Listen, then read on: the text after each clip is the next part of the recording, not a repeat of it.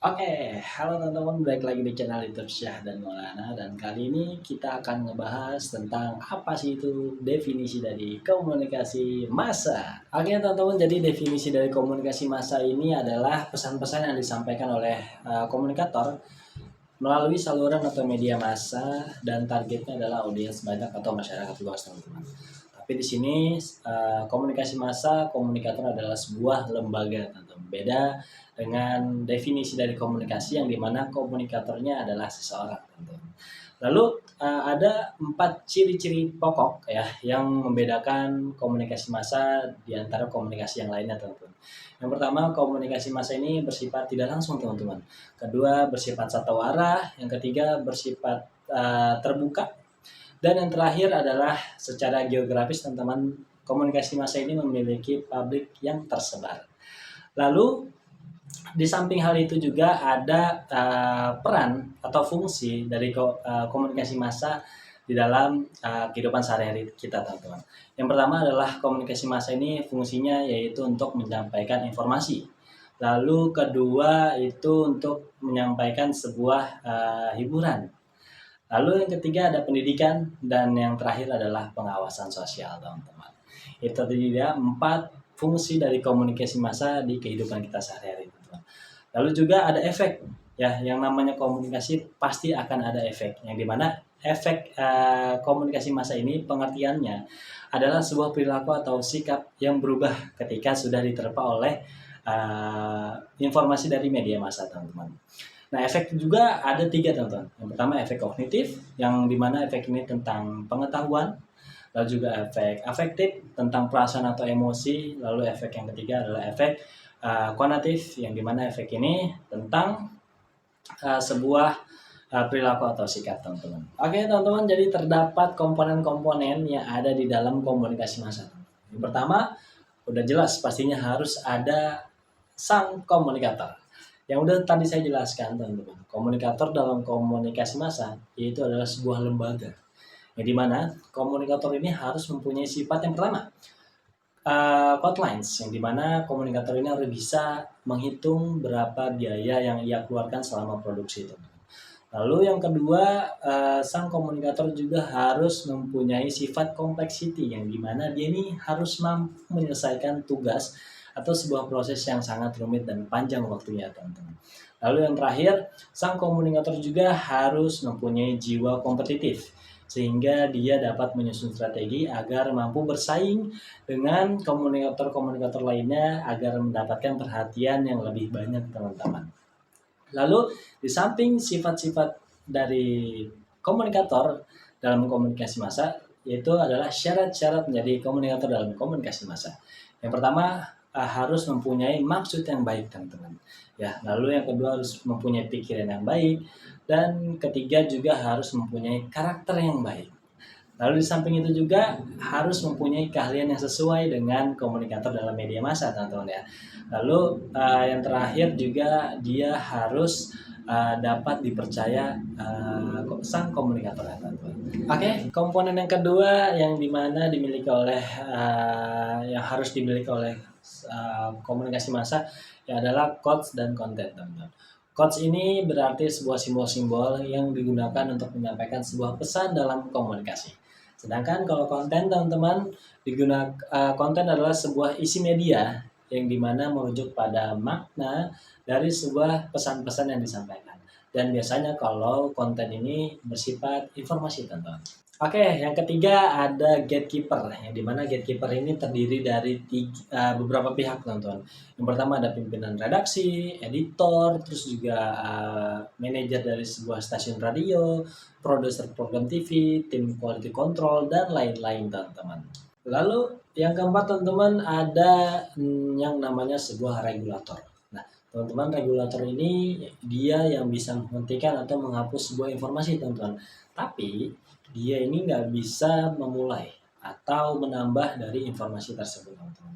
Oke teman-teman, komponen yang kelima ada sebuah media. Nah ini teman-teman, media dalam media massa itu terdiri dari 3 macam.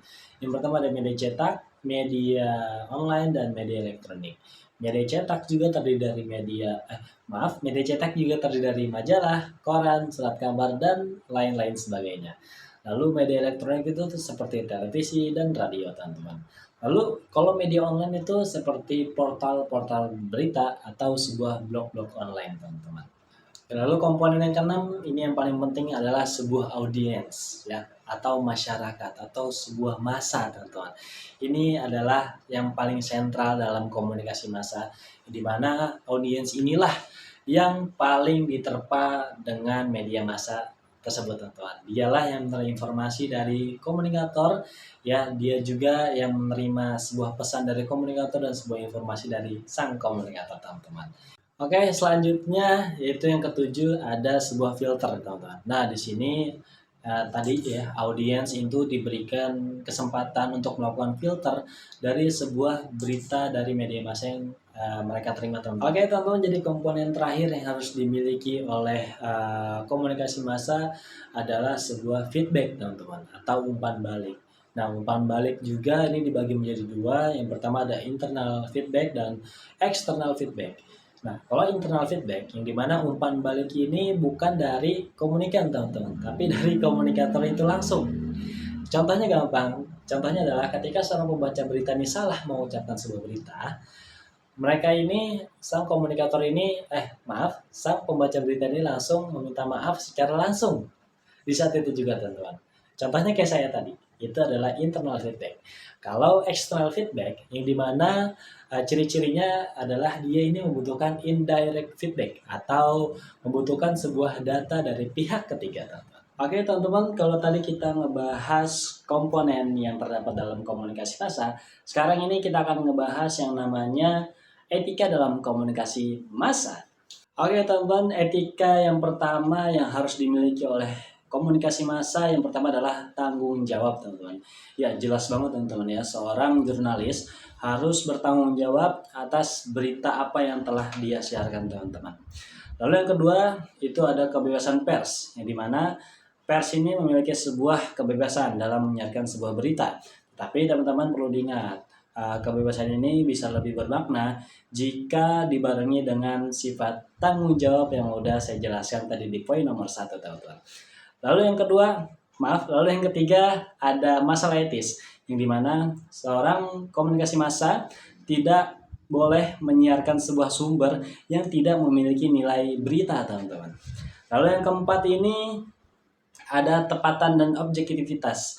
Tepatan dan objektivitas ini meliputi 1. Kebenaran, 2. Objektivitas itu sendiri, teman-teman. Yang ketiga ada cek dan recheck. Yang keempat ada headline.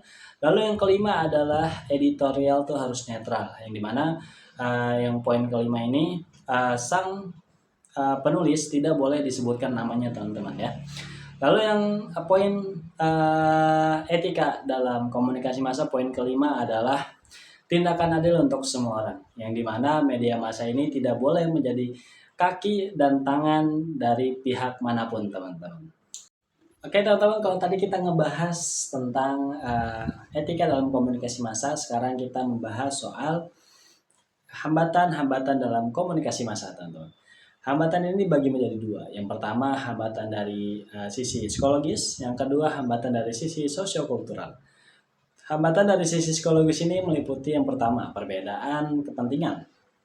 Lalu yang kedua ini ada prasangka, yang ketiga ada stereotip, yang keempat dan yang terakhir ada motivasi, teman-teman. Sedangkan dari sisi sosiokultural, hambatan-hambatan ini meliputi yang pertama aneka etnik, teman-teman. Lalu yang kedua itu perbedaan norma sosial, yang ketiga kurang mampu berbahasa Indonesia, keempat masalah pendidikan yang belum merata, teman-teman. Yang kelima faktor semantik, dan yang keenam hambatan mekanis. Sedangkan di samping itu ada kelebihan dan kekurangan dalam komunikasi massa. Kelebihan yang pertama yaitu jangkauannya sangat luas, teman-teman ya, tidak terbatas apapun ya. Lalu yang kedua ini intensitasnya bervariasi ya. Lalu yang ketiga ini poin selanjutnya interaktifnya tidak terjalin dalam konteks komunikasi yang baik, teman-teman. Yang keempatnya biayanya sangat tinggi, dan yang terakhir atau yang kelima itu ketepatannya tergantung ketepatan waktu. Oke, teman-teman, selanjutnya kita akan membahas soal model-model dalam komunikasi massa. Model yang pertama adalah model one step flow communication, yang dimana model ini disamakan dengan model jarum suntik, dan dimana pesan ini, ya, pesan dari komunikasi massa ini disampaikan melalui saluran atau media massa dan ditujukan langsung kepada komunikannya, teman-teman, tanpa adanya perantara. Sedangkan model yang kedua yaitu model two step flow communication. Model ini menggunakan perantara sebelum pesan ini tertuju kepada sang komunikan, teman-teman. Lalu perantaranya ini bisa kita sebut dengan opinion leader. Opinion leader itu adalah seseorang yang mampu mempengaruhi sikap atau perilaku seseorang secara informal. Gampangnya, contoh nyatanya yang sering kita lihat, teman-teman, ya. Opinion leader ini seperti influencer-influencer yang bersebaran di media-media sosial, teman-teman. Lalu model yang ketiga adalah model alir banyak tahap. Ya, model yang ketiga ini adalah model yang menyempurnakan dari two step flow communication, di mana halayak ini bisa memberikan feedback langsung kepada sang komunikator, teman-teman. Oke, teman-teman, lalu selanjutnya Carlin Hall dan Carlin Kors menyebutkan ada 4 cara bagaimana kita mempengaruhi media massa. Yang pertama, memberikan keluhan secara individual, teman-teman. Lalu yang kedua ini mengorganisasikan tekanan masyarakat untuk memboikot stasiun pancar atau produk yang bersangkutan, teman-teman. Lalu yang ketiga ini adalah mendesak pihak wewenang untuk melakukan tindakan tertentu, teman-teman. Lalu yang terakhir adalah mengadukan ke DPR atau DPRD. Oke, teman-teman, yang terakhir adalah efek dari kehadiran sebuah media massa, teman. Yang pertama efeknya adalah efek ekonomi. Lalu yang kedua ada efek sosial. Yang ketiga adanya penjadwalan kegiatan sehari-hari, teman. Lalu yang keempat hilangnya perasaan yang tidak nyaman. Dan yang terakhir tumbuhnya perasaan tertentu, teman-teman.